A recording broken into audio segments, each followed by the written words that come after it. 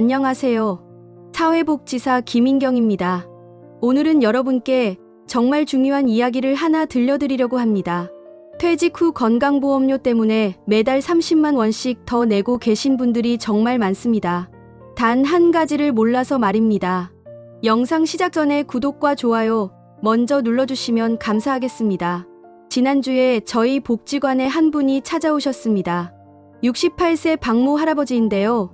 손에 건강보험료 고지서를 쥐고 계셨습니다. 직장 다닐 때는 한 달에 15만 원 정도 내셨다고 합니다. 그런데 퇴직하고 나니 갑자기 45만 원이 나왔다는 거예요. 소득도 없는데 오히려 보험료는 3배가 된 겁니다. 박 할아버지께서 저한테 이렇게 물으셨어요. 일도 안 하는데 왜 보험료가 더 많이 나오냐고요. 억울하고 답답한 마음 충분히 이해가 됩니다. 그런데 더 안타까운 건 박 할아버지처럼 이 사실을 모르고 매달 수십만 원씩 더 내시는 분들이 정말 많다는 겁니다. 직장 다닐 때는 월급에서 건강보험료가 알아서 빠져나갔습니다.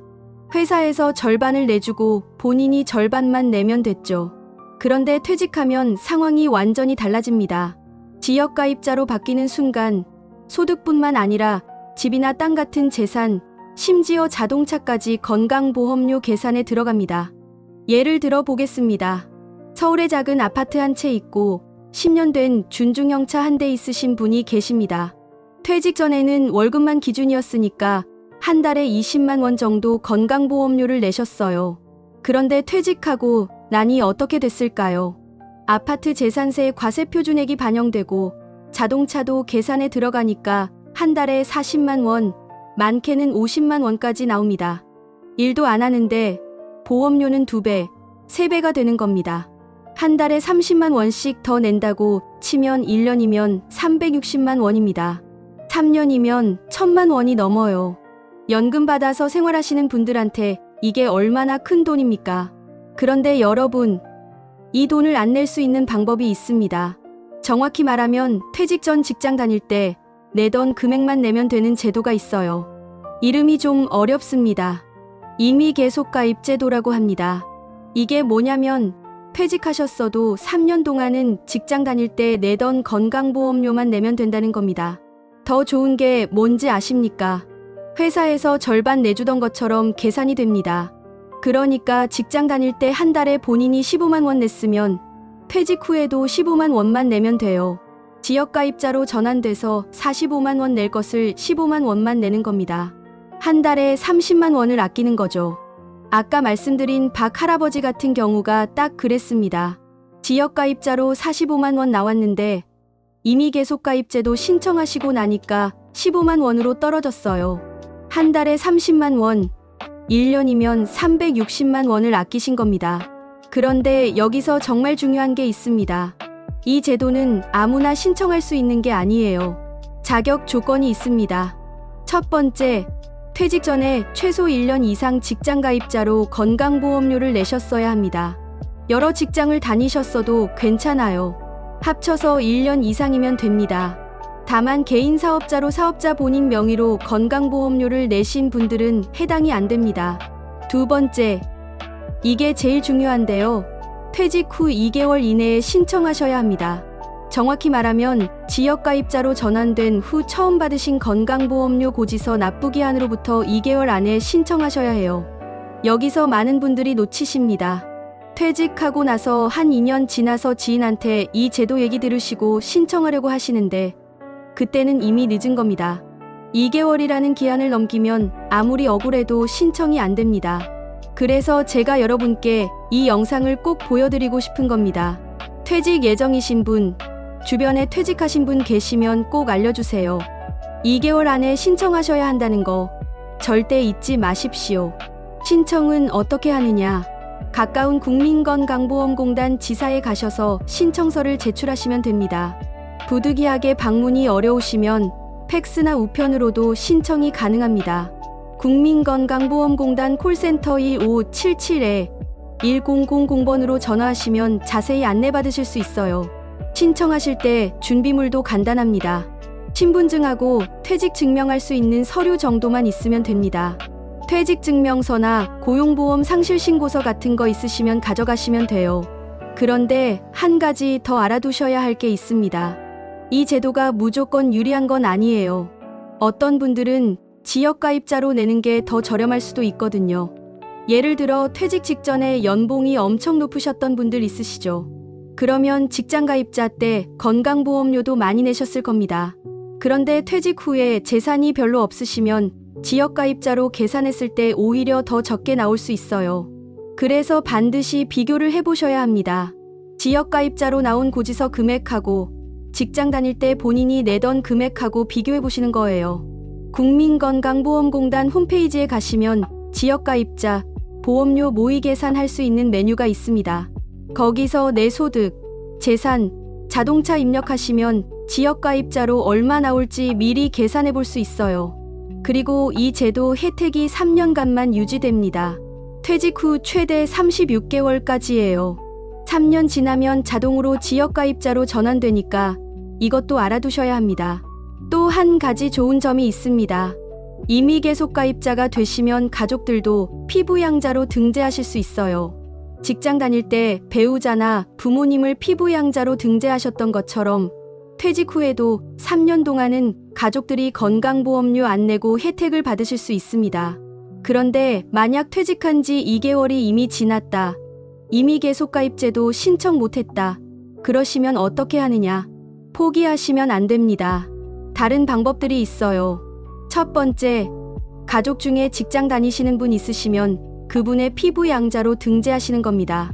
자녀분이 직장 다니고 계시면 자녀분 피부양자로 들어가시면 건강보험료 한 푼도 안 내셔도 돼요. 다만 조건이 있습니다. 연소득이 2천만 원 미만이어야 합니다.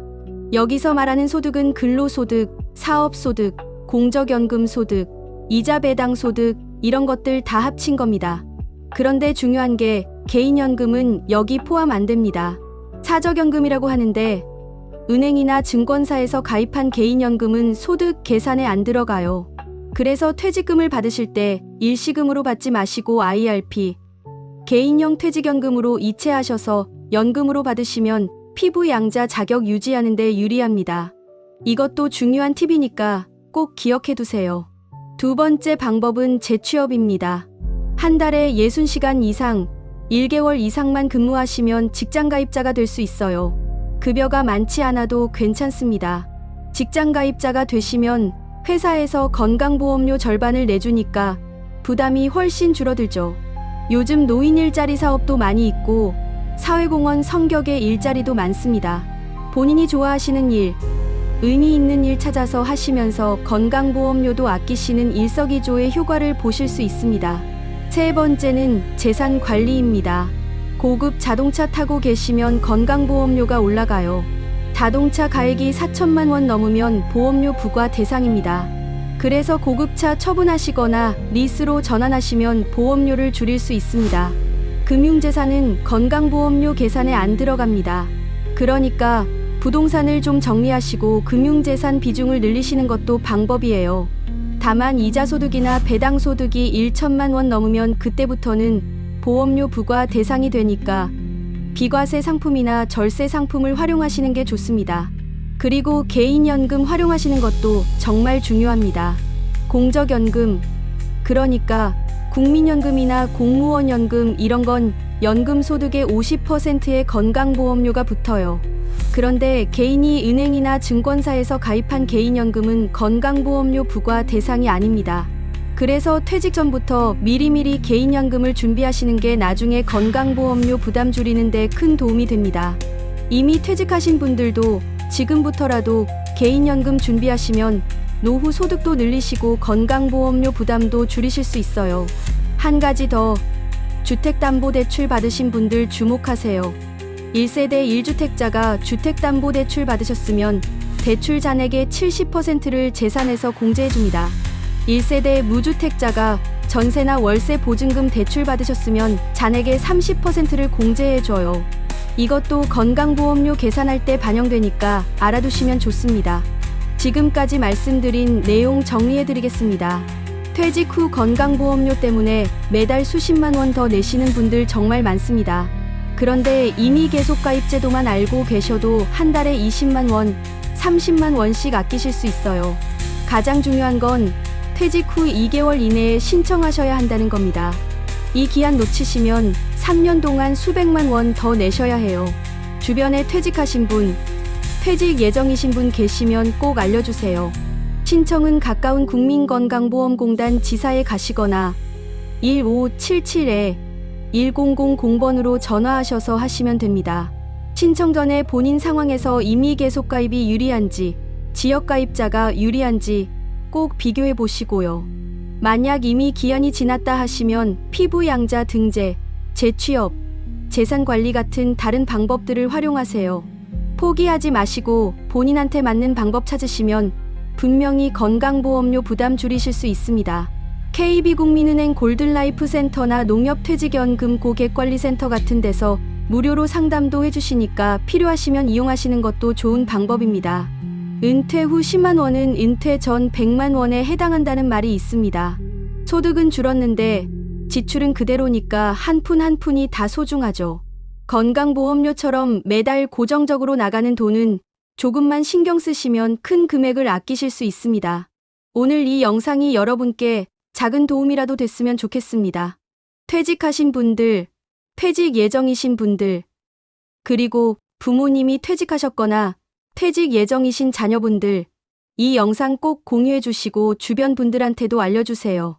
한 분이라도 더 이 정보를 알고 계셔서 불필요한 건강보험료 부담을 덜으셨으면 하는 바람입니다.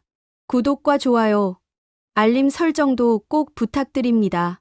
앞으로도 어르신들께 꼭 필요한 복지 정보, 혜택 정보 계속 알려드리겠습니다.